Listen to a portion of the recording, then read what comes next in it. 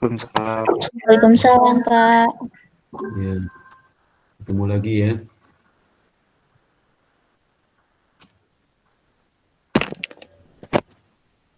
Ya, gimana kabarnya? Baik semua ya? Alhamdulillah baik, Pak. Alhamdulillah ya. Alhamdulillah, baik, Pak. Gak ada kurang satu pun ya.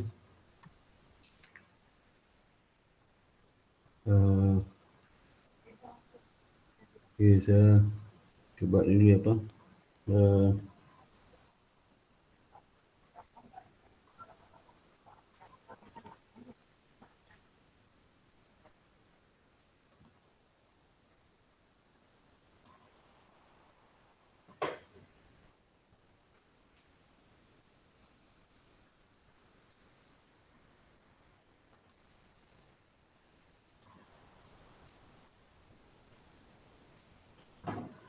Gimana kabarnya? Ini sudah Desi Lestari. Lu, Alhamdulillah, baik, Pak. sudah lu, gimana?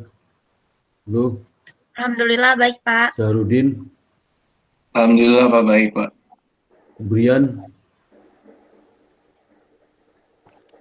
Baik, Pak. Nurul. Baik, Pak. Buka itu video sebentar ya. Nurul. Nurul mana Nurul? Bentar, Pak, bentar. Ya. Farah. Farah belum. Teguh. Ya, saya pengen absen ya tapi. Iya, Pak.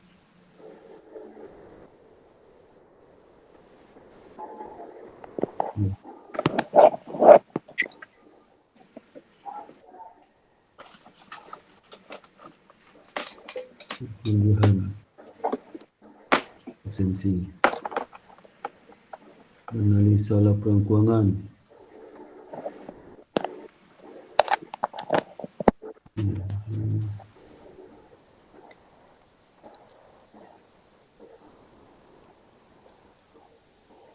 dan dulu kuliah ketiga aja ya. Tiga. Nino ada. Oke. Belum join kayaknya, Pak. Riza. Iya saya, Pak. Oke. Pak Neno hadir, Pak. Masih iya. di jalan. Ya. Farah ada. Oke. Teguh tadi ada. Hadir, Pak. Hadir. Ya. Nurul tadi ada. Hadir, Pak.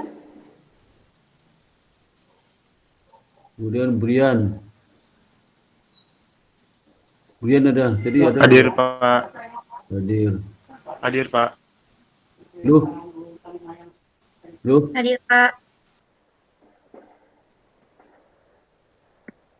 Lu ini orang Bali ya? Iya, Pak. Kembali, Pak. Iya.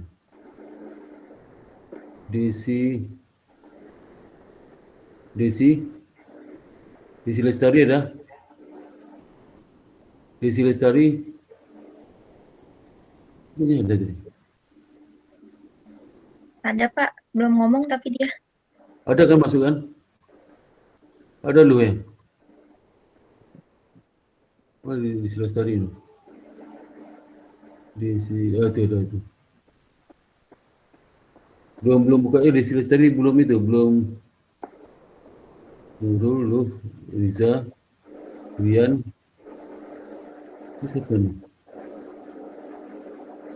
Oh, Nino.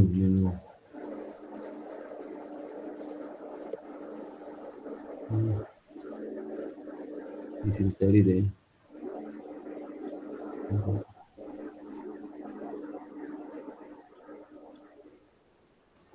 Oke. Farah hadir, Pak. Siapa? Farah. Hadir. Tadi udah selesai belum? Belum ya? Belum. Farah ada. Pak, maaf Pak. Ya, Riza minggu lalu tanggal 23 hadir Pak. Firza. Ya, tanggal Kamu 23 hadir Firza, Pak. kamu Firza namanya? Riza Pak. Kamu Firza? Iya, tanggal 23 Pak. Pertemuan kedua. Berarti yang minggu kemarin itu ya? Firza mana? Firza nih, iya. Minggu kedua ya. Iya Pak, minggu lalu saya hadir Pak. Iya, Teguh betul. juga Pak. Sudah di absen belum ya? Kayaknya minggu kemarin belum ada yang part terakhir ya Pak. Firza.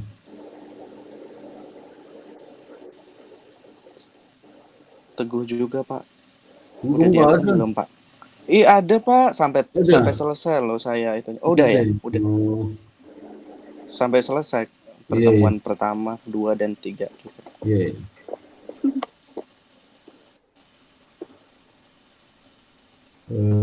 Kemudian, oke, saya tutup masuk ke poin ya.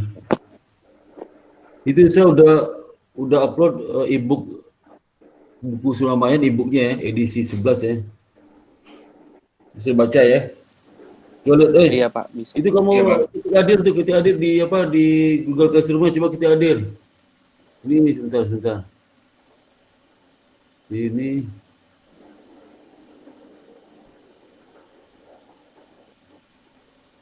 Ini Google ini. Kelihatan nggak ini? Halo? Kelihatan Pak. Ini baru 4 orang yang baru kita hadir tuh. Yang ini kita hadir juga di sini ya. Iya Pak. Absen juga di sini juga ada. Ini untuk arsip saya nih.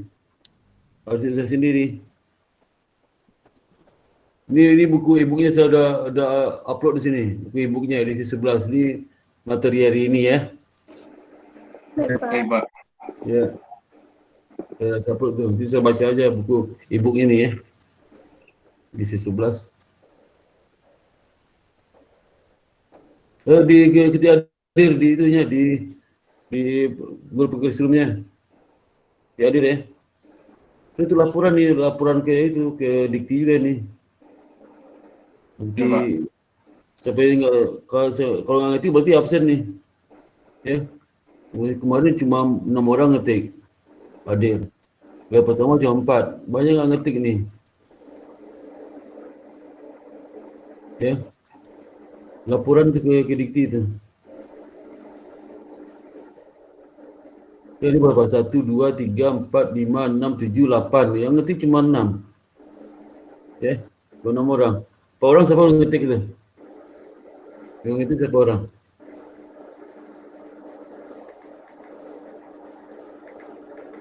Saya belum, Pak. Ketiklah. Yang baru ngetik itu ini, 25 nih. Lo, Teguh, Riza, Desi sama Farah baru. Apalagi belum ada. Saya sudah Bentar, Pak. Pak.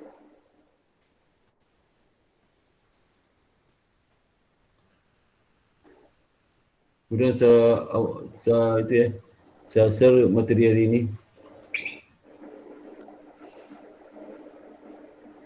Jadi kita sampai jam 8:15 ya, saya capek dari pagi ini nggak berhenti saya. Ya. Iya Pak, siap. Baik Pak. Iya Pak.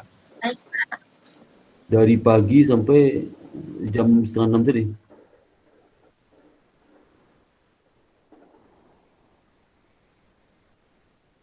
Sambungan. Kelihatan itunya, PowerPoint-nya?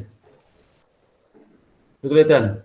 Halo? Ya Pak. Iya, Pak, Pak. Sudah. terlihat. Oke. Sekarang analisis aktivitas analisis keuangan. Kemarin kan di chapter 2 apa ya? Belajar kemarin. Tentang financial analysis dan apa kedua itu? Analisa keuangan kemarin ini. Ini aktivitas ini terkait dengan akuntansi ya. Jadi aktivitas keuangan yang terjadi di perusahaan itu bagaimana dicatat oleh perusahaan, bagaimana perusahaan mencatat, sehingga dicantumkan di lapor keuangan. Apa harus perlu perhatikan? Itu analis ya. Jadi sebelum kita menganalisis laporan keuangan, kita harus memahami dulu bagaimana laporan keuangan itu disajikan, diukur, disajikan, dan berapa yang perlu jadi warning. Jadi kalau analis merasa ada pos-pos item tertentu yang pengukurannya terlalu tinggi, bisa aja analis akan mengurangi, ya, hasil investigasinya. Itu pengukuran akuntansi nggak tepat, bisa aja dikurangi. Itu hak internal analis, ya, nggak ada masalah. Ya. Setelah di arrange lagi, semua baru dia lakukan analisis laporan keuangannya, bikin proyeksi dan seterusnya. Jadi auto financing itu kalau di dalam neraca, di laporan keuangan ditanya bagaimana hasil aktivitas keuangan di perusahaan dilaporkan di mana di laporan keuangan. Itu di neraca, di bagian pasifa, ya, bagian pasifa. Pasifa itu kegiatan financing, ya, baik yang short term atau long term. Termasuk juga equity, ya, equity. Nah, bagaimana akuntansi itu mendefinisikan, mencatat dan mereport di laporan keuangan. Kalau ada sesuatu yang debatable, ada pengukuran kurang tepat, bagaimana dampak terhadap laporan keuangan nanti? Dilihat dari setiap ini nama analis akuntansi, ya, analis akuntansi. Jadi kalau sudah bukan akuntansi, nggak apa-apa, ini sudah ketahui, ya, karena kalau manajemen kan itu sekolah bisnis juga, harus tahu tentang akuntansi. Minimal dia tahu pengantar akuntansi, cost accounting, ya, terus manajemen dia harus tahu itu, karena S1 manajemen. Karena dengan dia satu rumput akuntansi, masih sekolah bisnis, ya, sekolah bisnis. Di sekolah bisnis itu ada, sebenarnya sekolah bisnis itu ada marketing, ada SDM, ada keuangan, ada akuntansi sebenarnya. Nah, akuntansi itu lebih maju, dia satu prodi sendiri. Dan keuangan masih konsentrasi di manajemen. Kalau tempat lain keuangan itu jadi prodi sendiri. Prodi sendiri kalau sekolah bisnis, ya. Jadi nanti ada prodi keuangan, ada prodi marketing, ada prodi SDM, ada prodi akuntansi. Kalau sekolah bisnis, ya. Jadi kalau dia jadi prodi lebih dalam, ya, lebih dalam.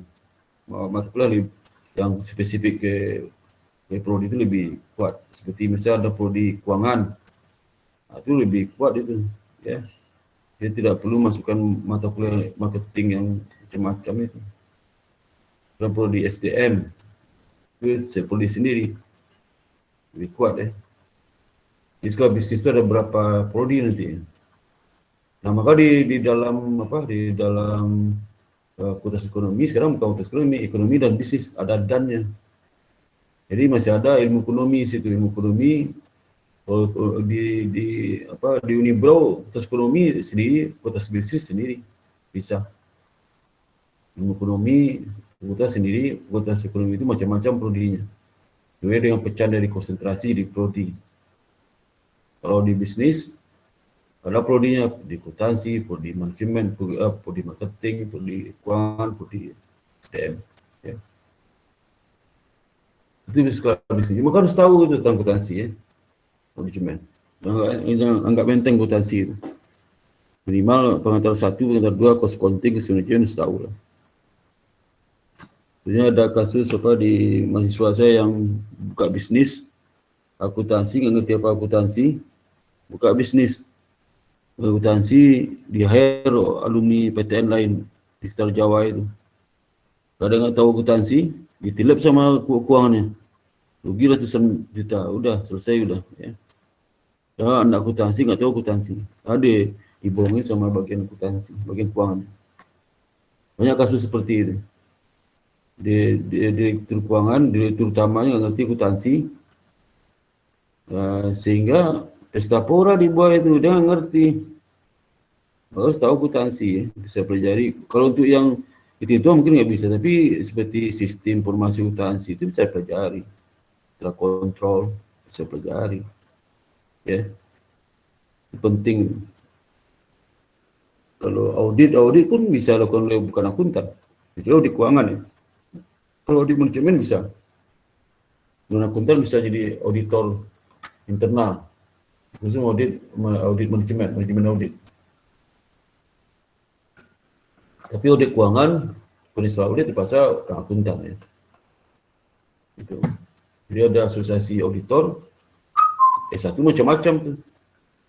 Ada ITB, ada macam-macam. Karena dia auditnya audit manajemen. Ya.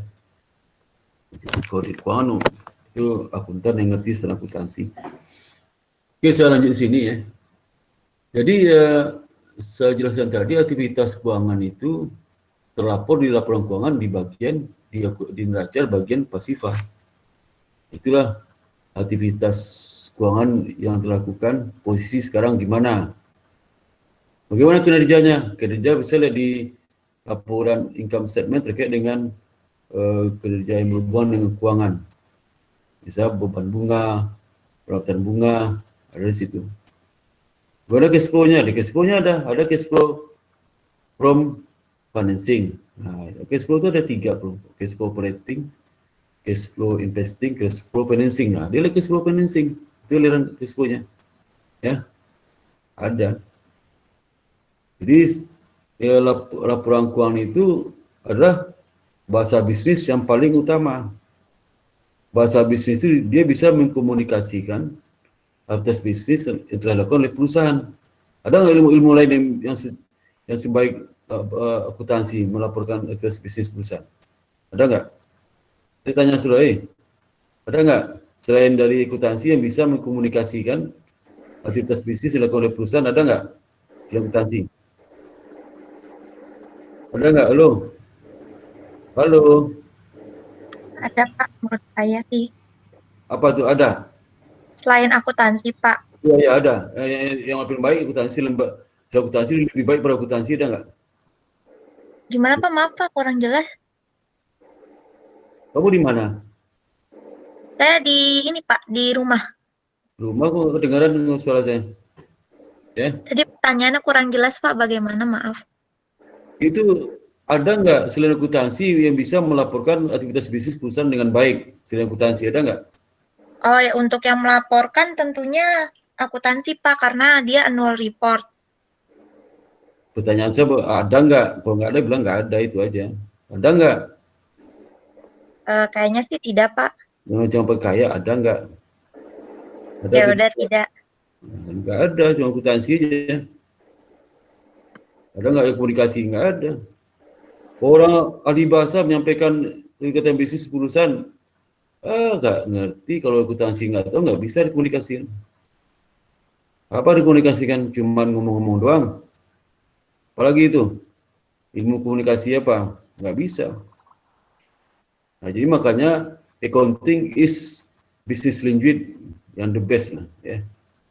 Bahasa bisnis yang bisa menyampaikan aktivitas bisnis dilakukan oleh perusahaan. Ya. Jadi di laporan keuangan itu semua aktivitas bisnis sudah 4. Ada 4 aktivitas bisnis. Pertama planning, yang kedua financing, yang ketiga investing, yang keempat operating. Cuma itu aja itu. Dan itu nggak ada lagi. Ada nggak selain 4 itu yang aktivitas bisnis? Ada nggak selain 4 itu? Ada nggak? Hah? Nggak ada, Pak. Nah, kalau ada setahu saya marketing Pak, marketing masuk operating. Ya. Apalagi itu? Oh, kenapa bagi SDM masuk marketing, masuk operating. Apalagi? Ya.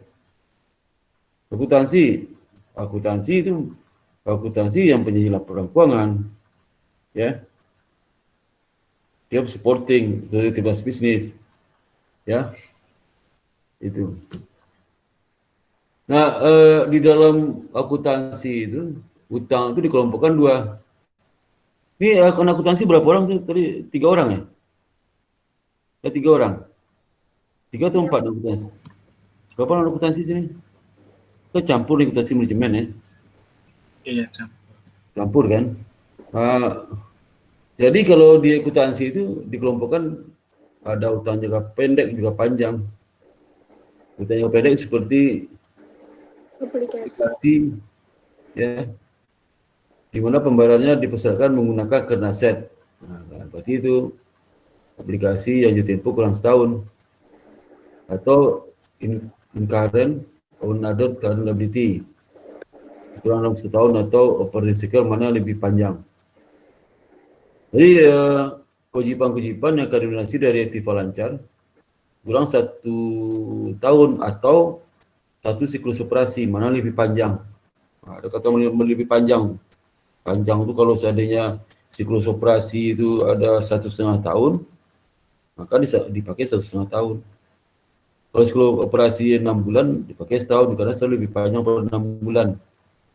Jadi kalau dia siklus operasi 1,5 tahun, kalau hutang dagangnya umur 15 bulan, ya, berarti dia masuk dalam current liability. Ya. Kalau aktivitas siklus operasi 3 bulan, maka ada hutang dagang umur 7 bulan, maka dia masuk di current liability. Kalau hutangnya itu 15 bulan, berarti masuk long term liability. Kalau seandainya operating cycle-nya 3 bulan, 4 bulan ya. Maksudnya pakai setahun. Kalau di atas setahun, karena operating cycle-nya berarti pakai operating cycle. Enggak perlu D-nya. Kalau hutang jangka panjang itu kewajiban yang bukan ya di mana aja temponya kurang setahun, lebih di setahun, atau operating cycle yang mana lebih panjang. Jadi kalau hutang itu dibayar lebih setahun atau 1 siklus operasi lebih panjang, itu yang dipakai. Ada juga alternatif klasifikasi. Ini klasifikasi ini bukan klasifikasi dari sisi akuntansi ya, yaitu dari sisi tujuan internal perusahaan. Itu ada operating liability, ada financial liability. Operating liability itu identik dengan ini, dengan current liability, tapi enggak selalu. Karena ada current liability, hutang jangka panjang tempoh kurang setahun masuk current liability. Tapi kalau operating liability dia enggak masuk ke financing liability, itu bedanya. Kemudian pentingnya fitur di dalam analisis liability. Jadi dalam kita menganalisis utang itu, untuk menentukan apakah utang disajikan sudah benar atau belum, kita analisis akuntansi yang mengukur liability itu. Yang fitur penting adalah jangka waktu, termin dari kontrak utang itu. Ya, ketika jatuh tempo, kemudian berapa bunganya, berapa pola angsurannya, dan jumlah. Nah, itu perlu diketahui oleh si user pada analis. Restriction yang terkait dengan sumber-sumber yang akan digunakan di dalam atas bisnis ya, bisnis. Tentu saja biasa utang jangka pendek ya, utang lancar. Kemudian kemampuan dan possibility keuangan di masa datang, kemampuan dan possibility-nya. Ya, possibility-nya artinya kalau ada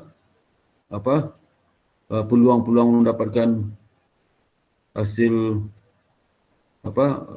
mendapatkan hasil atau penjualan barang yang di luar standar, itu masih bisa diatasi dengan dana yang ada, atau kalau misalnya dana taksis. Dan kewajiban yang terkait dengan modal kerja, ya, kewajiban modal kerja, working capital. Kapital itu kan konsepnya itu aktiva lancar modal kerja bruto. Kalau modal kerja bersih, berapa modal kerja working capital bersih yang dimiliki perusahaan? Aktiva lancar dikurang utang lancar. Dan debt to equity, itu leverage ya. Berapa porsi debt dibanding equity? Kalau bank biasanya maksimal 3 kali. Kalau 3 kali dengan lagi kasih pinjaman.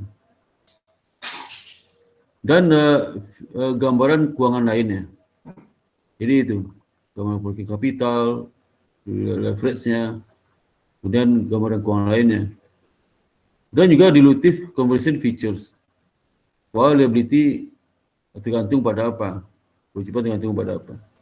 Dan memungkinkan pengeluaran dividen. Nah, ini penting harus diketahui oleh si analis itu. Ya, berapa perubahan yang diperbolehkan untuk dividen ya. Dan enggak pembatasan.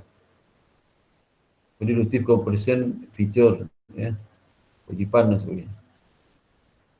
Yang berikutnya ada leasing ya, ada leasing. Leasing ini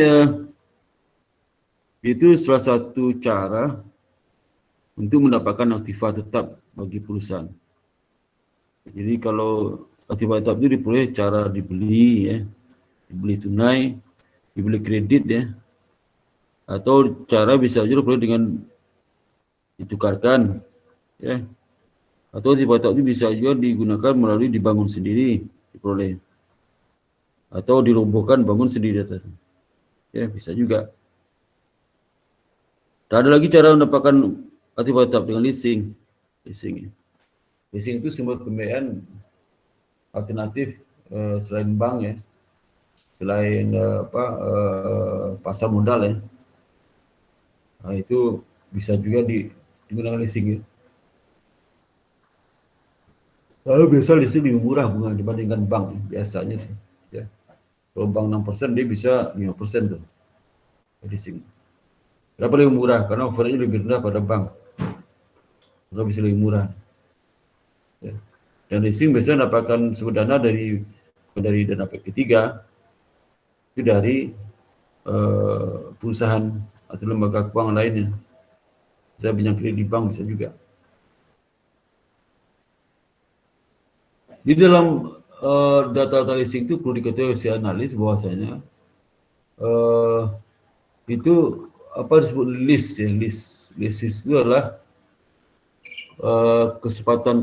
kesepakatan kontraktual antara lessor itu yang punya barangnya, dia punya barang disewakan ke si ya, lessee ya, di mana memberikan lessee hak untuk menggunakan aset yang dimiliki oleh si lessor itu sesuai dengan termin kontrak leasing, apakah 2 tahun, 3 tahun, 4 tahun ya. Itu nggak bisa dibatalkan.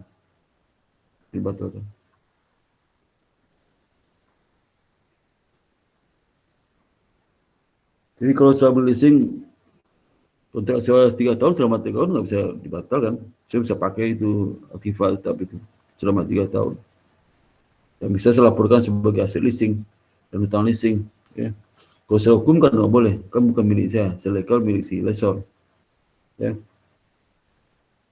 Tapi kalau saya selisih penyewa itu bisa saya cantumkan di sebagai aset leasing, kalau selisih ya.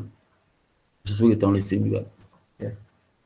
Nah itu ada istilah minimum lease payment, itu minimum lease payment itu sama dengan sewanya. Ya. Berapa sewa yang harus dibayar oleh selisih ke si lessor sesuai dengan kontrak leasing, berapa harus dibayar. Ya, itu minimum lease payment. Ya.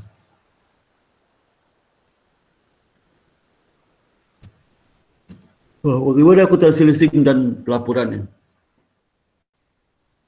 Kalau di buku ini, ya, leasing itu masih dibagi capital leasing dan operating leasing. Sekarang cenderung ke capital leasing semua, akuntansi leasing. Ya.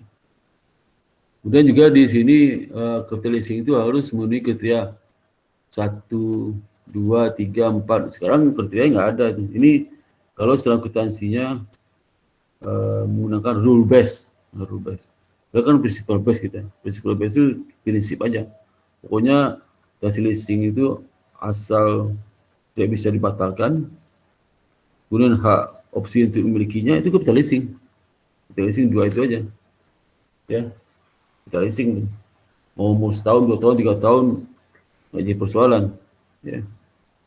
Kalau dulu nggak, dulu tuh rule base itu kriteria capital leasing itulah 1.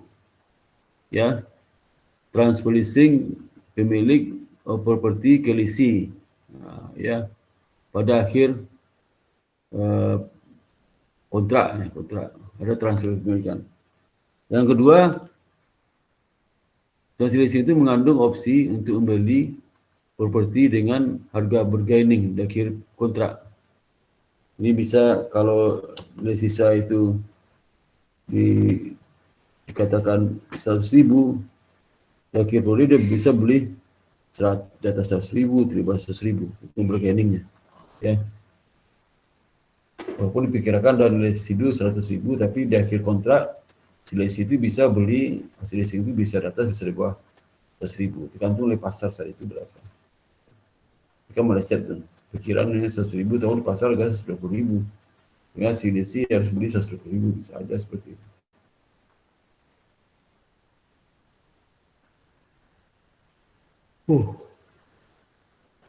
Yang ketiga, ya, itu sisa umurnya 75% dari maksimal umur ekonomis, ya. Kalau dia umurnya 10 tahun, tidak umur kontrak leasing itu minimal 7,5 tahun. Kalau kurang dari itu berarti nggak bisa kita leasing. Kalau present value dari sewa yang dibayar selama kontrak leasing, kalau present value kan nilainya, ya, minimal 90% dari harga pasar atau lebih, ya. Jadi nilai present value itu minimal 90% dari harga pasar atau lebih. Itu dulu. Kalau rule base, kalau sekarang enggak.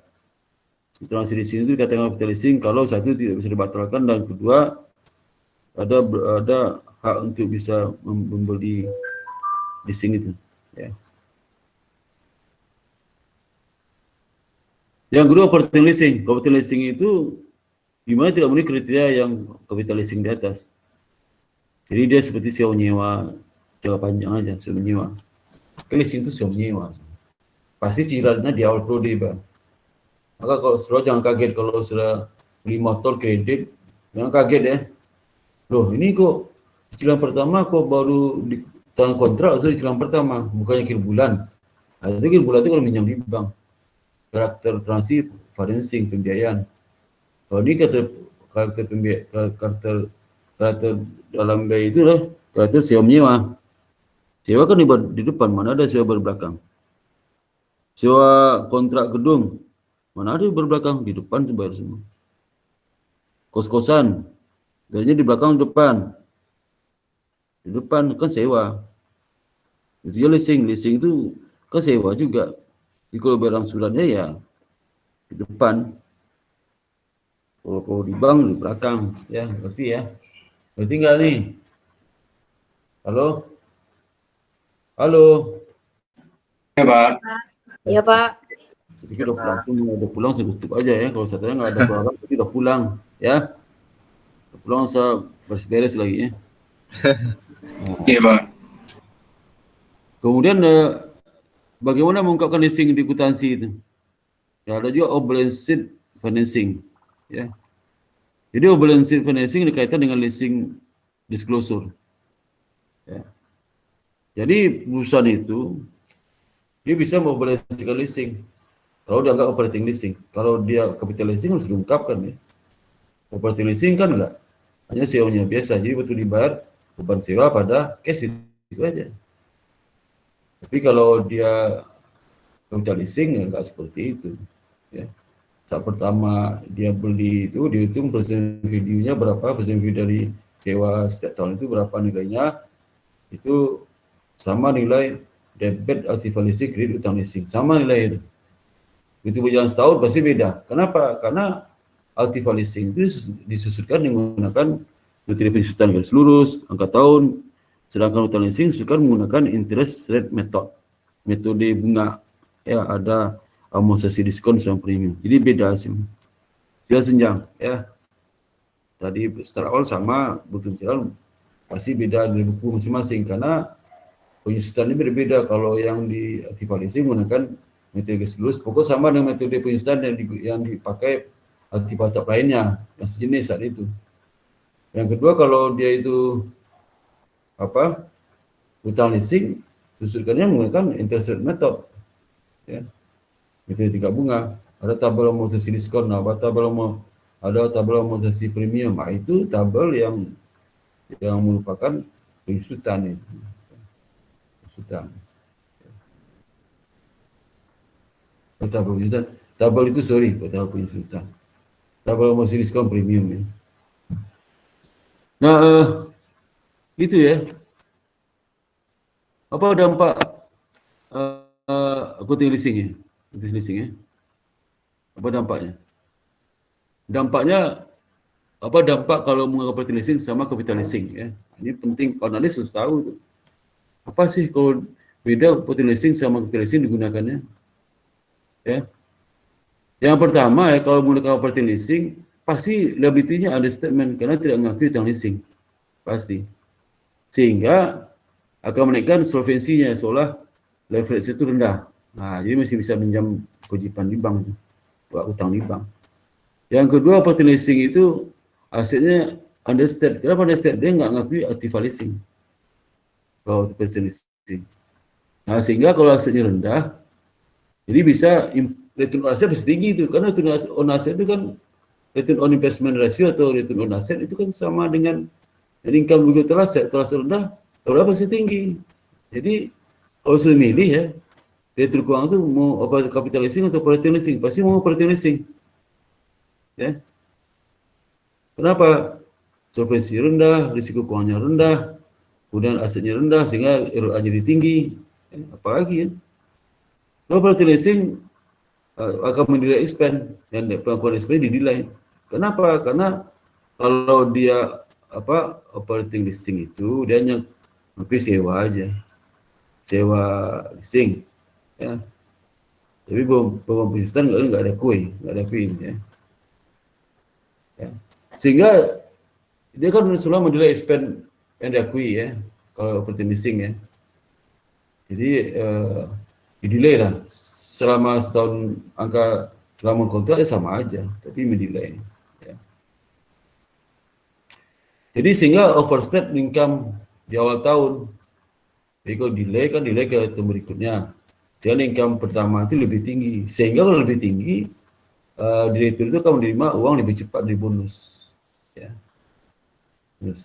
Dan juga understate income lebih rendah dibanding kalau dia menggunakan lebih rendah dari kontrak leasing.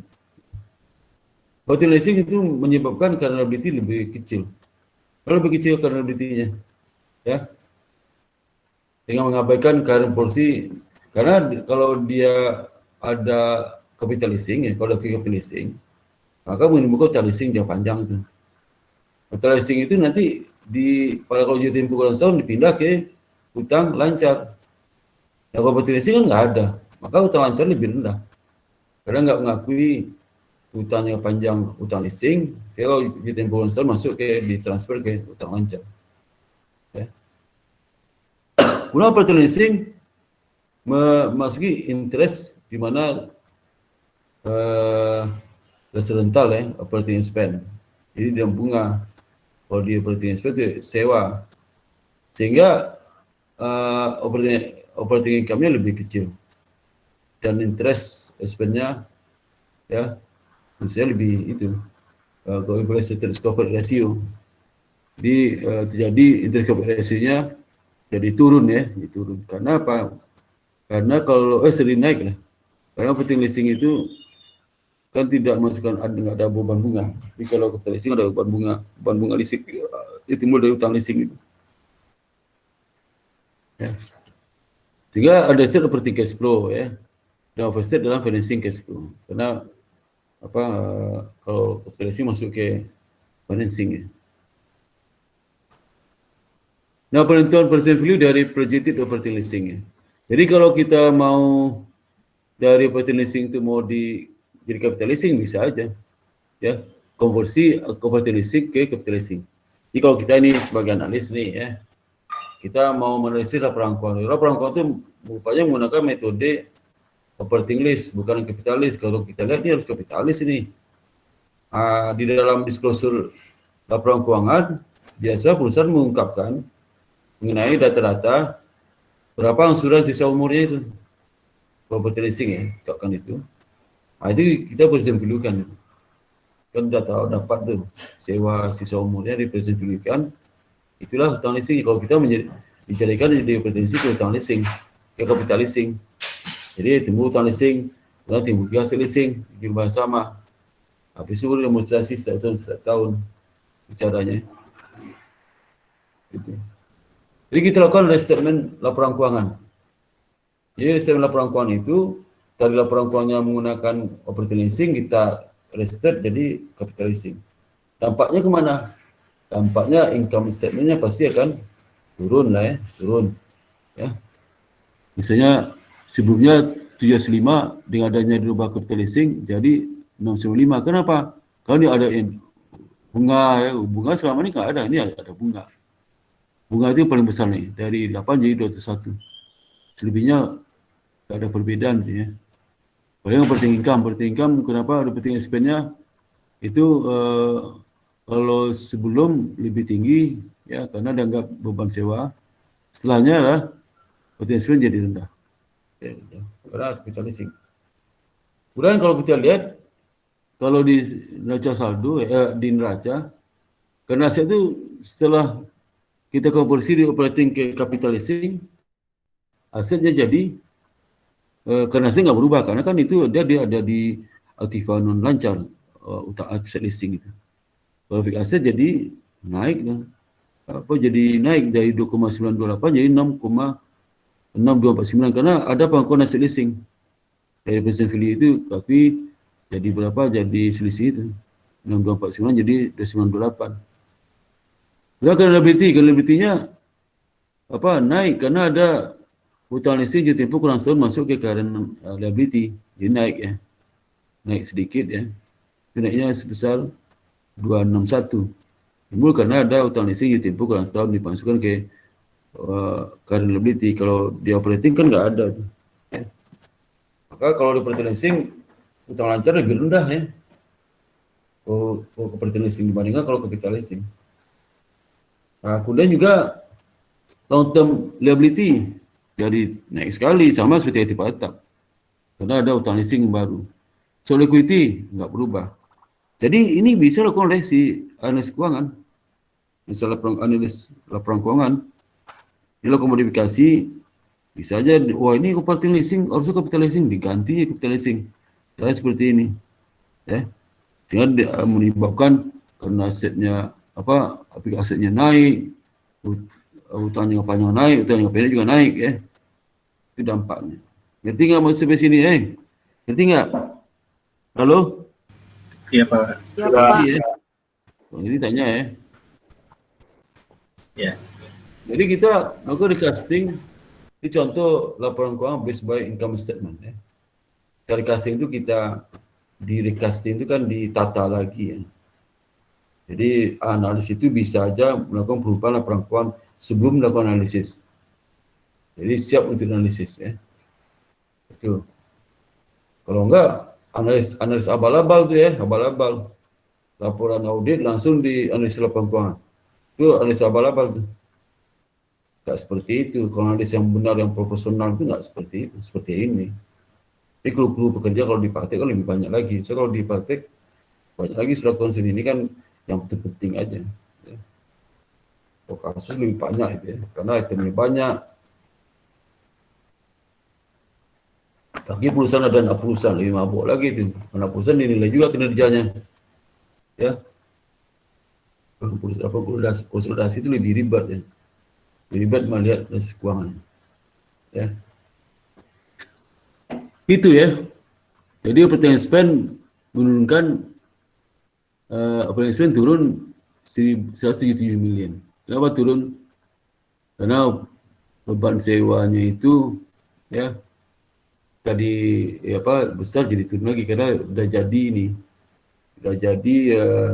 bukan beban sewa lagi nama beban pesutan pada bunga. Nah, itu ya. Capital leasing ada dua jenis biaya muncul, beban bunga sama beban pesutan aktiva leasing. Lagi sewa. Nah, jadi operating expense-nya pasti akan operating expense akan turun ya, turun.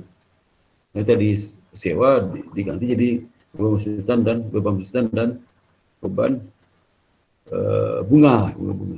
Ya, kalau capital leasing kan nggak ada istilah beban sewa. Kemudian beban bunga naik, pasti naik lah ya. Karena muncul utang leasing yang dimunculkan itu.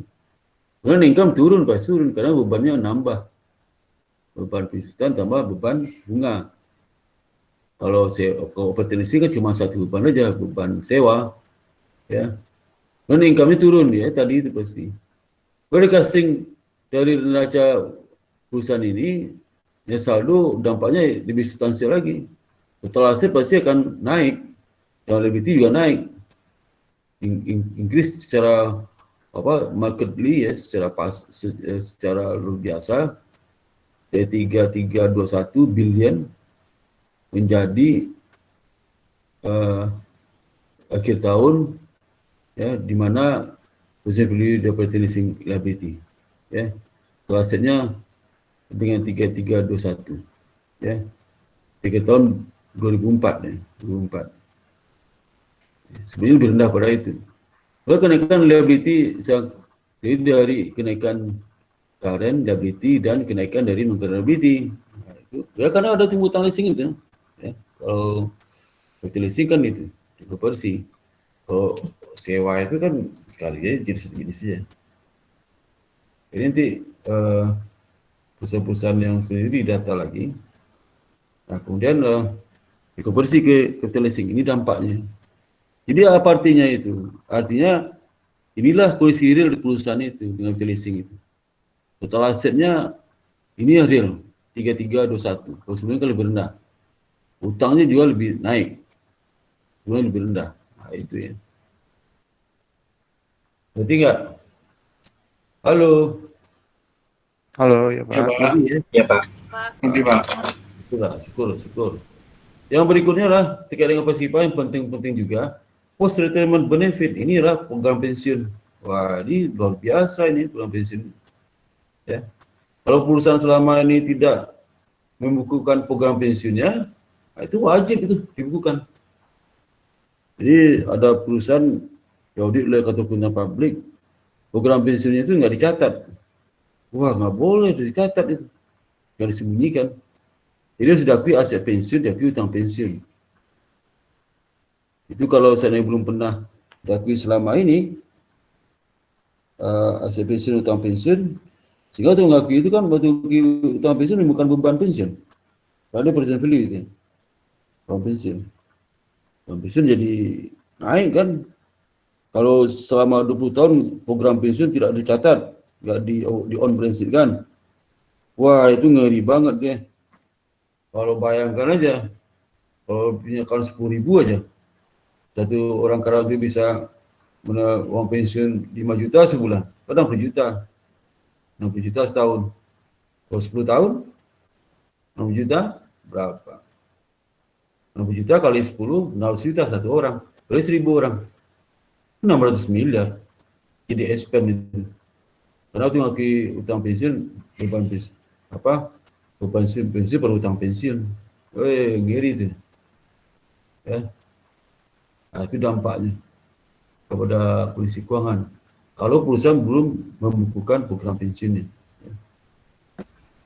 Program pensiun itu ada 3 jenis loh ya. Pertama, lembaga pensiun BNI apa namanya? DPLK, dana pensiun lembaga keuangan. Yang kedua, dana pensiun iuran pasti. Yang ketiga, dana pensiun manfaat pasti. Ada 3 lembaga pensiun itu. Beda. Kalau DPLK, seperti bisa saya punya karyawan 1.000 orang. Pensiunnya saya silakan ke lembaga keuangan. Misalnya ke BNI, kalau program pensiun. Nah, itu DPLK. Tapi kalau saya punya karyawan, saya bikin anak perusahaan pensiun, yayasan pensiun ya. Atau tinggal pilih menggunakan metode manfaat pasti itu iuran pasti. Sekarang kalau lebih cenderung perusahaan itu iuran pasti, bukan manfaat pasti. Karena kalau manfaat pasti itu ya, kalau nanti misalnya sudah dijanjikan ke karyawan kamu nanti pensiun 5 juta sebulan ya. Nah, rupanya begitu mau pensiun nggak cukup duitnya. Dia nggak akan misalnya menerima 5 juta per bulan. Nah, siapa yang nanggung? Perusahaan nanggung. Nah, itu kalau manfaat pasti programnya. Kalau dia iuran pasti, kalau nggak cukup menanggung siapa? Anggota peserta pensiun itu ramai-ramai nanggung. Jadi kurangin pensiunnya. Kalau tidak 5 juta, nggak jadi. 4,5 juta cuman. Maka perusahaan lebih cenderung sekarang kalau buka anak perusahaan pensiun, yayasan pensiun dia, dana pensiun nama dana pensiun LK, ya, dana pensiun LK. Bukan dana pensiunnya, dana pensiun DP, singkat DP. Dana pensiun, karena saya jadi penguji fit and proper test di OJK. Maka saya tahu itu. Penguji fit and proper test dan buka keuangan non-bank. Jadi kalau saya mau direktur nanti, betul saya pengujinya. Kalau macam-macam nggak lulus ya. Kurang lagi ujiannya. Ya. Kalau sekali lulus, susah lulus lagi itu. Ya. Susah. Nah itu. Jadi lebih cenderung bikin perusahaan dana pensiun dalam bentuk bilang pasti. Ya. Jadi sekarang banyak perusahaan dua punya perusahaan pensiun, dana pensiun ada dua. Satu dana pensiun yang amat pasti, satu lagi dana pensiun yang pasti. Itu beda adanya. Institusi beda, lembaga beda, nggak boleh campur. Ya. Jadi 3 jenis bentuk dana pensiun itu, DPLK, dana pensiun manfaat pasti, dana pensiun yang pasti. Kalau saya melihat laporan dia di OJK ada tuh, laporan kinerja lembaga keuangan. Bisa pakai skripsi sudah ya. Karena laporan keuangan beda-beda ya. Nah, data ada tersedia lengkap ya. No problem lah ya, no problem.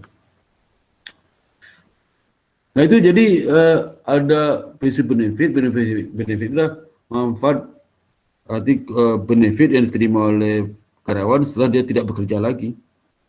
Itu pension benefit. Ada juga ada post-retirement benefit. Ada lagi benefit di samping benefit yang tadi itu dia terima pensiun, lagi benefit lain. Asuransi asuransi kesehatan ya sampai meninggal ya. Sampai istrinya juga tuh. Kalau saya meninggal, istri masih menikmati. Istri meninggal, saya menikmati. Ya. Jadi saya pernah di BUMN, terima pensiun setiap bulan di BUMN. Itu pensiunnya manfaat pasti itu. Karena pensiun naik terus, naik tiap tahun naik, setiap 2 tahun sekali naik uang pensiun. Kenapa? Karena peserta pensiun makin lama kira habis, karena peserta baru nggak ada. Karena kalau lembaga perusahaan yang baru pasti buka dana pensiun, pasti orang pasti nggak ada yang manfaat pasti. Perusahaan itu udah tahu, dulu kan nggak tahu, dia bikinnya manfaat pasti. Atau aplikasi, semua tahu aplikasinya banyak memberikan dana pensiun di dana pasti sekarang. Ya. Nah itu harus tahu aplikasi keuangan, harus tahu sudah. Ya. Tahu apa dampaknya. Kalau pensiun itu ada menyebutkan apa aset pensiun sama dana pensiun, apa utang pensiun.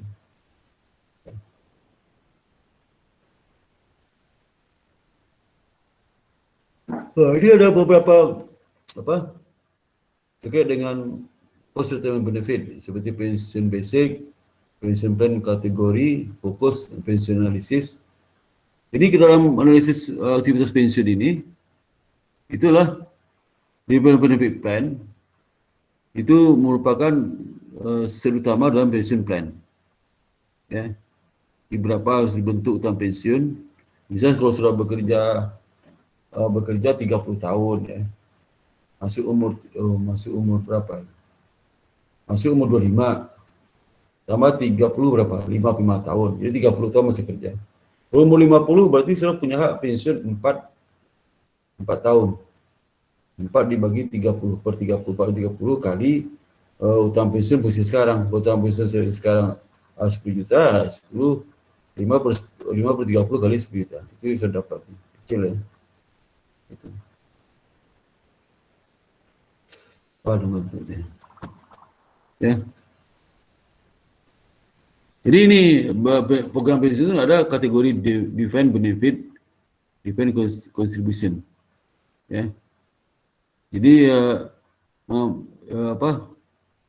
defined benefit inilah terkait dengan dan dengan jumlah tertentu pensiun benefit diterima oleh karyawan, di mana si pemberi kerja, employee itu pemberi kerja berjanji untuk memberikan kepada pensiun dalam bentuk uang pensiun. Ya, janji. Kalau defined contribution ini bedanya apa? Ya, kontribusi yang di mana pekerja membuat satu program pensiun, employee risiko daripada pada dana pensiun. Jadi yang masuk manfaat pasti defined contribution, ya, defined benefit yang pasti. Ya. Nah kita kalau analisis program pensiun ini ya, khusus defined benefit, khusus yang program pensiun defined benefit. Karena apa? Karena banyak estimasi yang diperlukan dalam program ini, bisa ada juga estimasi terkait dengan judgement. Bisa bunga tingkat diskonto, ya. Ada juga masa rata-rata bekerja dan sebagainya.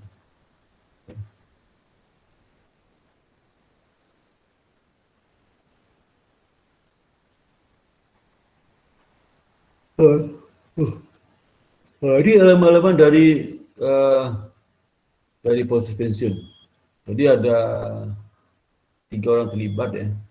Employee itu pemberi kerja yang memberikan kontribusi iuran pensiun kepada dana pensiun. Dana pensiun itu bisa DPLK, bisa dana pensiun non pasti, bisa dana pensiun iuran pasti. Ya.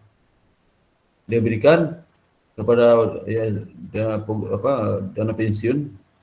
Setelah dia pensiun, dana pensiun memberikan benefit uang pensiun, ya, yang dikeluarkan kepada si para karyawan yang sudah pensiun itu, ya.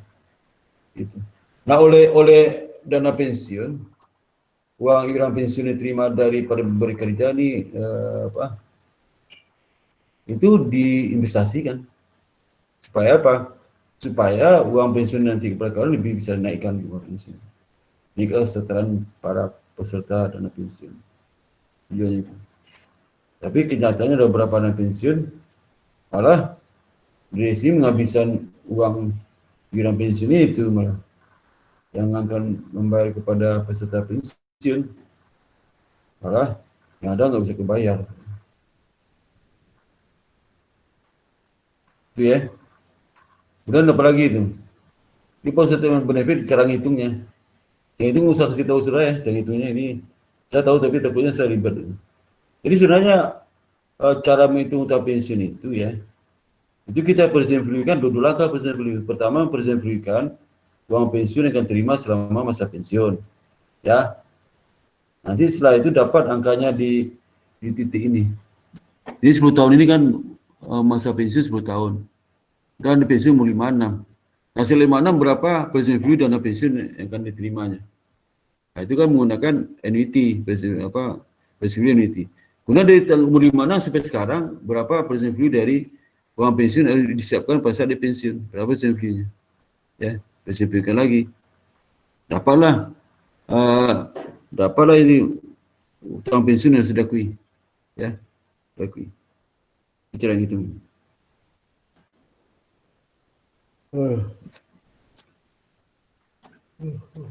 Gantung. Jadi alternatif definisi dari kejual pensiun, ya. Jadi ada akumulatif benefit obligation, ada projected benefit obligation. Itu kan dalam menentukan berapa utang pensiun itu. Ada beberapa alternatif definisinya. Kalau dia akumulatif benefit obligation, di mana di present value aktuaria present value kan berapa pensiun yang diterima di masa datang oleh para peserta, ya. Para peserta pensiun berapa dia harus berapa harus yang diterimanya, ya. Maka itu akumulatif benefit obligation. Ini misalnya tadi ini kalau saya present value-kan dari mulai uang pensiun terima per bulan-bulan, present value-kan sampai dia pensiun itu uang harus disiapkan untuk peserta pensiun, bisa terima ambil sekaligus, bisa per bulan, ya. Nah, itu present value-kan lagi pada kondisi sekarang. Kalau sekarang di umur 30 tahun, 25 tahun N-nya, itu 1 bagi 1 tambah diskonto pangkat 25 dikali uang pensiun yang disediakan pada saat dia pensiun. Itu dapat uang pensiun disediakan adalah present value dari annuity, ya, annuity selama 10 tahun ke depan. Terima per bulan berarti N-nya berapa? 10 kali 10, 100 N-nya. Ya. 100 N. 12 kali 10, bisa 120 N-nya. Ya. Dapat jumlah pensiun, dan pensiun disiapkan saat dia pensiun. Ditawarkan ke pensiun, kamu ambil semua atau gimana nih? Per bulan gimana? Ini nanti dia nanti siapa?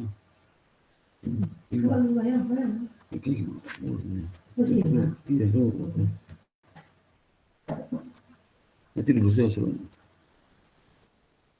Jadi itu ya. Itu dimaksud dengan ini accumulated benefit obligation. Yang projected benefit obligation itu apa, PBO? Itu apa tambahannya? Tambahannya berapa? Jadi misalnya selisih antara EBO sekarang, EBO tahun lalu sama sekarang itu selisih adalah projected benefit obligation. Dalam plan asset itulah hubungan antara plan asset dengan funded status. Funded status itu adalah kalau seandainya aset pensiun 100, utang pensiun 120, berarti negatif funded status selisihnya. Jadi kalau semua pensiun, dia kurang dana itu. Aset pensiun 100, utang pensiun 120, berarti kan funded status negatif. Negatif apa? Kalau semua pensiun ada 20 dana nggak cukup di pensiun. Itu funded status. Maka di dalam di laporan keuangan harus dipisahkan ya, laporan keuangan pensiun itu digabung ke laporan yang tanpa pensiun. Jadi digabung. Nah, oleh si buruh ngerti itu hubungan aset pensiun sama utang pensiun.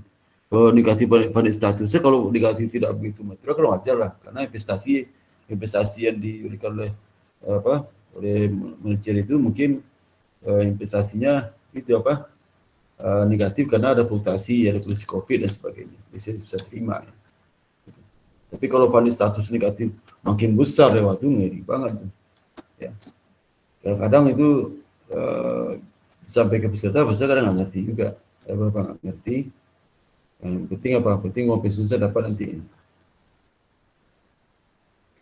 Nah, ekonomi pensiun cost ya. Ini sudut pandang ekonomi ya. Nanti ada recurring pension cost, ada non-recurring pension cost, ada return on plan asset. Jadi kalau recurring pension cost, ini dari dua komponen, service cost sama interest cost. Jadi service cost itu terkait dengan pension value sektorial dari pensiun benefit yang diperoleh oleh si para peserta pensiun. Ya, itu service cost. Interest cost, kenaikan dari PBO, karena muncul dari adanya pembayaran pensiun, ya, di mana menghitung multiplying dari beginning period PBO dengan menggunakan discount rate. Nah, discount rate itu yang PBO awal, PBO akhir itu berapa ya PBO.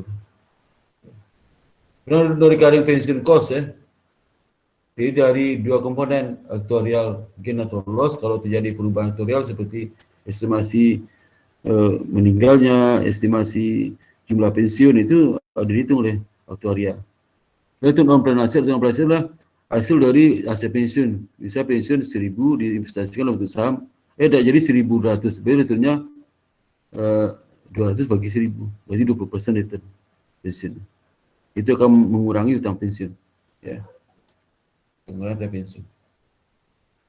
Kalau beban pensiun menambah utang pensiun, beban pensiun. Jadi persyaratan akuntansi pensiun itu dalam kerangka konsep laporan boardnya, basicnya itu berdasarkan standar financial accounting standard 87. Ya, ini keluar PASB. Kalau kita kan yang standar akuntansi pensiun yang kurang IAI ya, ada. Kemudian mengakui status on the balance sheet ya, mengakui funded status, dan statusnya kalau negatif berarti hasilnya lebih kecil pada utang. Kalau funded status positif, pasti aset pensiun lebih besar pada utang pensiun. Kemudian pensiun aset dan obligasi itu dinetkan masing-masing satu sama lain, padahal di laporan terpisah. Ya, itu. Kemudian perusahaan tidak melaporkan status funded dalam program pensiun ketika ada misalkan item balance sheet ya, seperti misalnya embedded invariant asset and liability.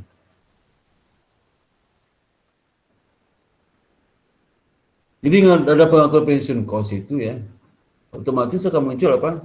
Muncul aset pensiun, utang pensiun. Bukan beban ya, baju tinggi dalam periode berjalan. Jadi ya kalau dengan ada utang pensiun itu jadi net deferral dari periode termasuk dengan ada compressive income periode. Kemudian kumulatif net deferral or included in accumulated other compressive income komponen equity. Ini positive benefit itu. Jadi balance sheet Kalau sudut pandang ekonomi, penasihat itu dikurang pensiun obligasi dapat funding status. Ya, kalau dilaporkan di neraca juga sama, jadi tidak ada perbedaan. Kemudian kalau income statement, kalau dari pendekatan ekonomi, nanti ada service cost, interest cost, ada actual return on penasihat, ada actual gain loss, ada prior service cost, ada pension cost. Nanti kalau dilaporkan di akuntansi, sama ada service cost, sama interest cost, bunga, sama juga kan. Kemudian expected return on penasihat.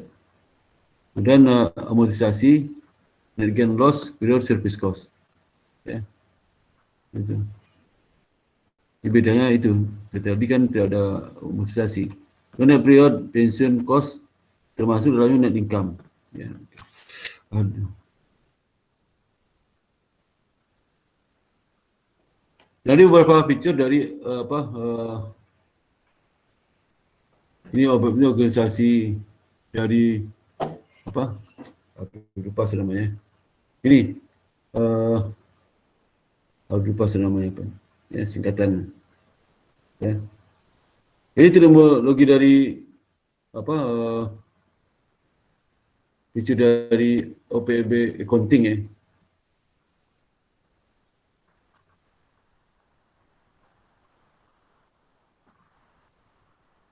Ini dikatakan dari obligation, pension, economic benefit ya, itu arti. Obligation, pension, and benefit ya, economic benefit itu artinya. Ya. Jadi kalau nanti post-retirement benefit obligation APBO itu dikurang employee obligation, ya. Kemudian juga expected post-retirement benefit obligation dibagi OPEB payment associated with the employees. Dikurang the present value future. Jadi kalau kita sebagai dalis, bagaimana overview dari accounting, akuntansi dan pensiun ya? Bagaimana? Jadi bagaimana dia harus diakui status di balance sheet harus ya, tidak boleh di balance sheet kan harus. Kalau enggak nanti ada penggelapan data akuntansi ya. Sehingga asetnya terlalu rendah, hutang terlalu rendah, jadi kesannya leverage-nya rendah. Jadi bisa pinjam lagi di bank. Ya. Berapa cost ya, service cost, interest cost, expected return, penasihat, amortis, gain or loss, kurang amortisasi of your service cost. Kalau artikulasi dari balance sheet and income. Nah, ketika ada pensiun, maka jadi smooth net post-retirement benefit cost. Ya, jadi yang berubah pada status di balance sheet ya, tidak dilaporkan ya. Dan net deferral during selama tahun itu termasuk juga ada comprehensive income 2 tahun berjalan dan kumulatif net deferral itu termasuk dalam akumulatif ada comprehensive income. Jadi analisis akuntansi terkait dengan program pensiun akuntansi, program pensiun ya. Ada 5 prosedur yang dilakukan oleh para analis untuk menganalisis aktivitas program pensiun ini ya. Pertama, menentukan dan merekonsiliasi laporan yang dilaporkan dengan economic benefit cost. Kalau ingat ya, analis akuntansi itu ukurannya berdasarkan pendekatan ekonomi. Nanti ingat. Jadi kalau analis laporan keuangan itu ukuran berdasarkan pendekatan ekonomi. Kalau seandainya pendekatan akuntansi ukurannya terlalu historical cost, maka dia akan rubah itu. Saya tiba-tiba, wah tipanya kok 100 miliar nih. Lepasnya 30 miliar, jadi dirubah tiba-tiba di 100 miliar di 30 miliar. Ya, karena pendekatan nilainya pendekatan ekonomi. Jadi kalau selisih antara data ekonomi, data akuntansi itulah disebut dengan ini distorsi akuntansi, accounting distortion. Ya. Jadi kalau analis itu dia menghilangkan distorsi akuntansi sehingga dia mengambil data yang ekonomik. Ya. Laporan keuangan yang dimodifikasi, laporan keuangan berdasarkan sudut pandang ekonomi. Jadi nggak salah itu, analis itu.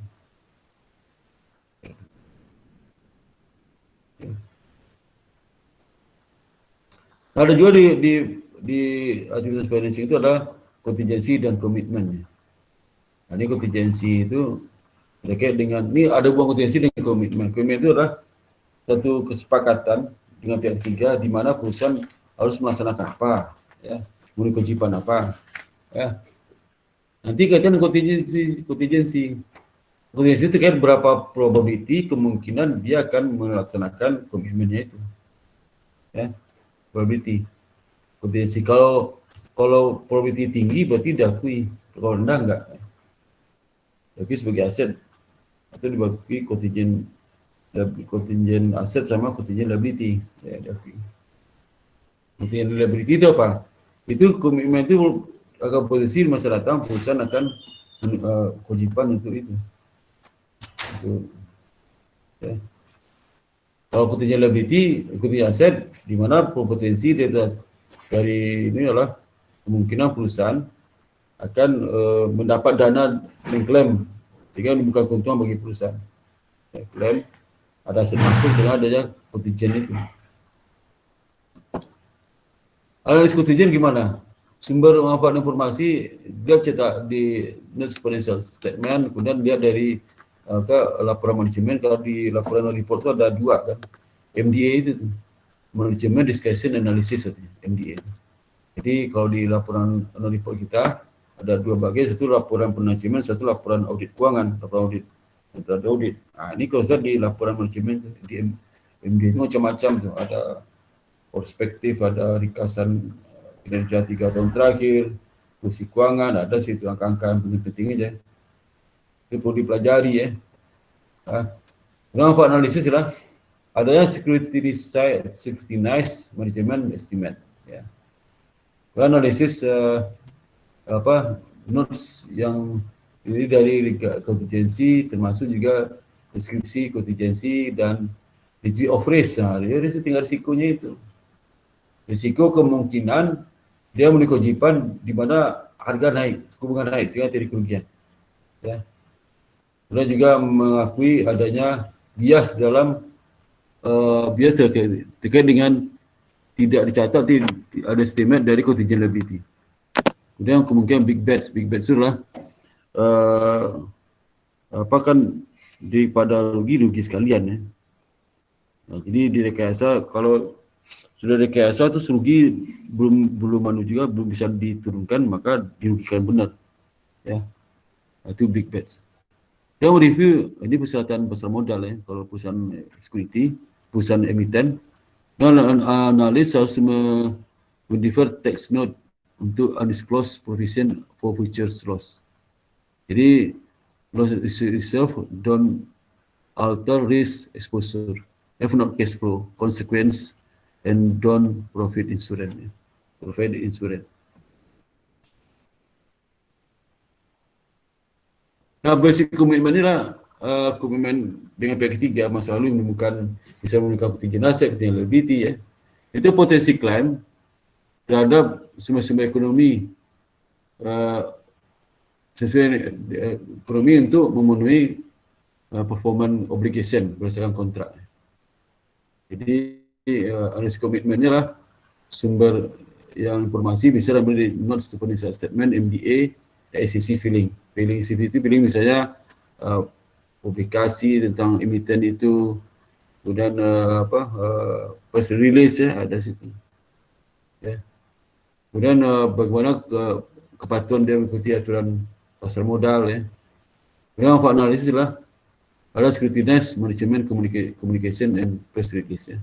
Kemudian menulis notes yang terdiri dari komitmen, termasuk juga deskripsi komitmen dan tingkat degree of risk ya. Ini lagi ya.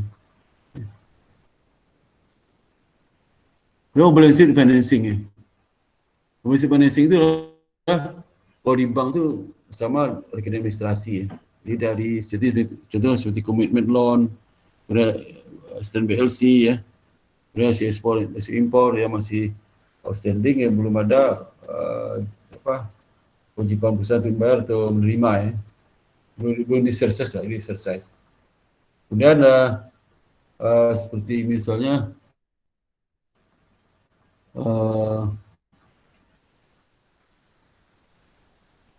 ini macam-macam ya dioperasikan itu, termasuk juga transaksi di pasar berjangka ya, dan sebagainya. Sending loan commitment juga loan commitment itulah Itu kira-kira sudah setuju oleh bank kepada debitur, tapi belum dicairkan itu.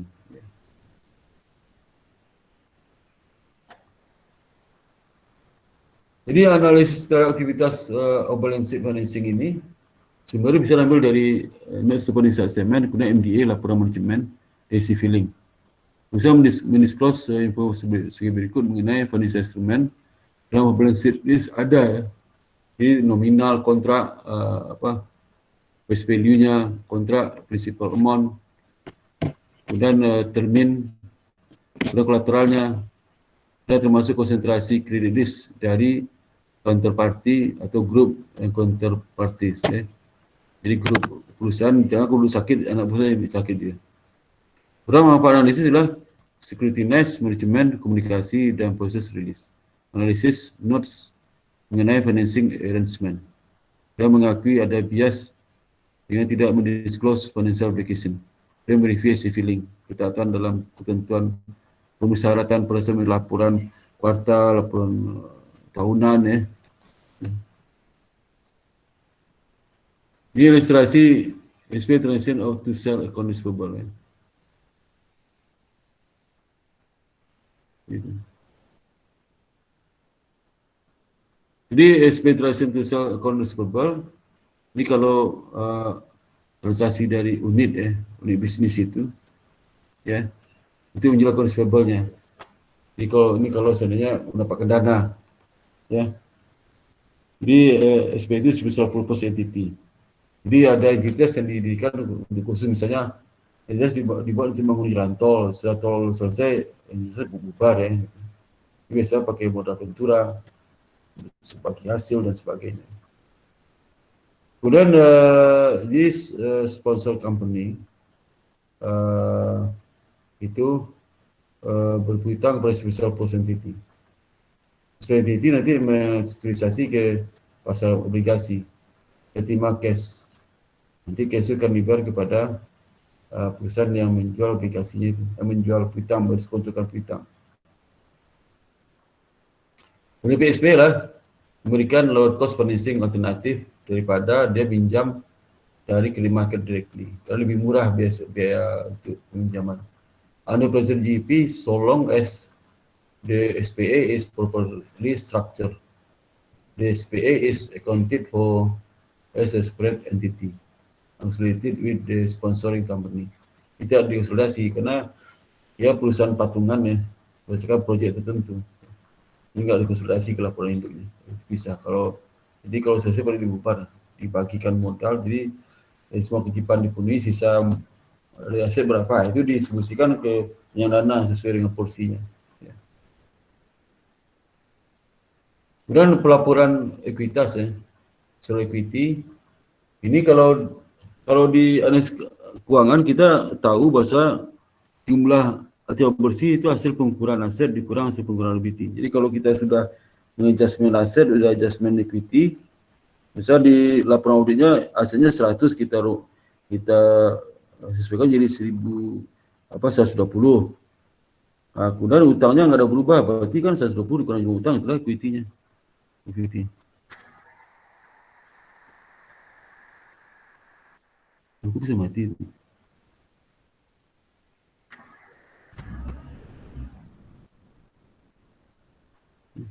Jadi sumber kalau kita stok itu naikkan dari pemerintahan saham ya, konversi utang ke saham ya, ke saham, juga konversi saham biasa ke itu saham istimewa ke saham biasa.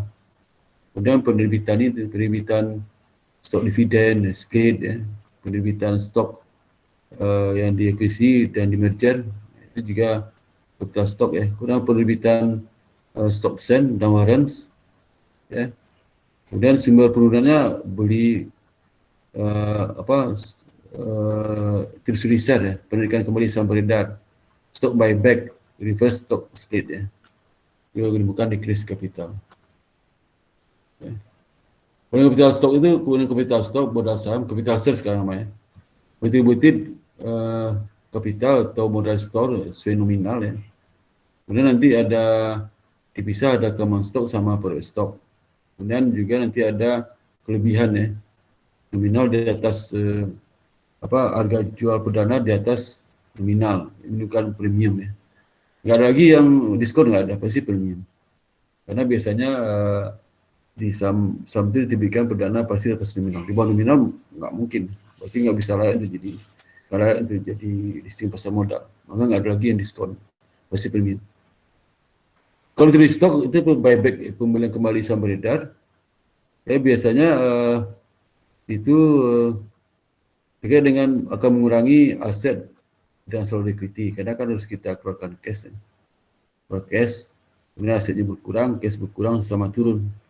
Kemudian contra equity count, negative equity. Karena typically recorded the at cost, ini pencatannya at cost ya, bukan ke pasar ya, at cost. Kalau bisa klasifikasi capital stock itu biasa kalau klasifikasi berdasarkan sumber. Jadi ada preferred stock, ada common stock ya. Preferred stock itu ada lagi dibagi ya. Ada preferred stock dividen, distribusi preferen, likuidasi, priority, convertibility, 20% dan non-voting rights ya. Common stock itu kalau namanya common share ya, bukan stock shares ya. Retained earning, ada cash and stock dividend, prior adjustment, ada pensiun dari retained earning plus saldo dari awal di adjust, nanti dapat saldo awal di adjust, baru ditambah dengan income dikurang dividen, dapat saldo akhir dari retained earning ya.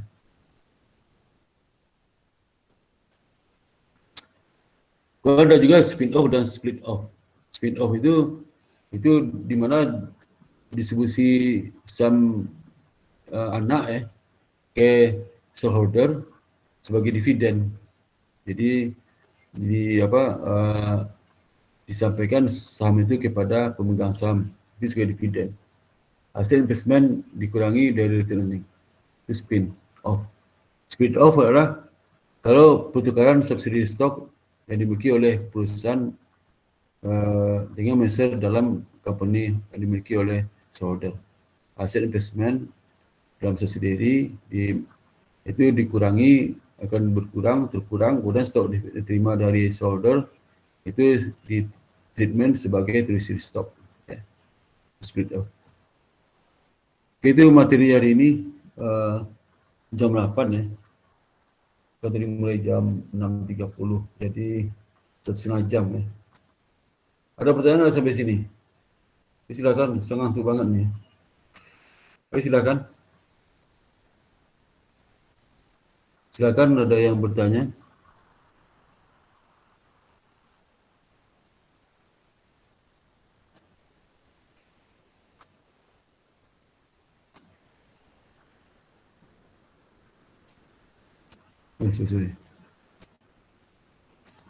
Silakan, ada pertanyaan? Ini tujuan dari chapter ini lah. Analis itu tahu aktivitas keuangan yang dilakukan oleh perusahaan bisa lihat di laporan neraca. Laporan neraca itu bagaimana definisi dari masing-masing komponen dari pasifa itu, dan barang ukurnya, apa harus diperhatikan, ya. Misal utang leasing perlu di-adjust lagi, perlu di-reset lagi. Itu mendapatkan angka yang sesuai dengan substansi ekonomi. Jadi analisis pendekatannya berdasarkan pengukuran berdasarkan pendekatan ekonomi ya. Jadi kalau ada pengukuran yang sifat historis, dia pasti dikonversi ke ekonomi. Seperti tadi, kalau operating lease itu nggak mungkin, harus kapitalis ya. Maka utang leasing naik. Jadi hasil asing juga naik. Seperti perkara pensiun, harus di-report, nggak boleh di-balance sheet kan. Dan juga seperti balance sheet juga, aktivitas balance sheet, kontingent dan sebagainya, harus hati-hati melihatnya. Ya. Ada adjustment atau tidak. Itu pada saat dilakukan split off, kemudian waktu melakukan tulis research, penekanan saham kembali, itu harus tahu juga. Tapi yang sudah tahu ya, kalau biasanya kalau analisis itu kalau dia ragu, dia pasti lahir juga akuntan. Jadi kerjasama ya. Analis keuangan itu tidak harus akuntan ya. Anak ITB bisa analis keuangan juga. Dia lulus 1 ITB, ambil keuangan, dan ambil juga ekstensi akuntansi, udah selesai. Ya. Analis keuangan. Jadi keuangan itu tujuannya mendapatkan nilai fundamental perusahaan. Untuk bisa dianalisis bagaimana perspektif perusahaan di masa depan, dan perspektif likuiditas, kinerjanya dan sebagainya. Itu. Kira pertanyaan sampai sini.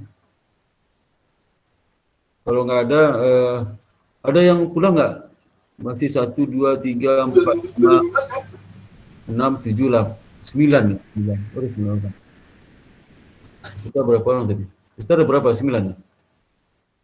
9 pesertanya. 1, 9, Pak. 9 ya? 8 ya.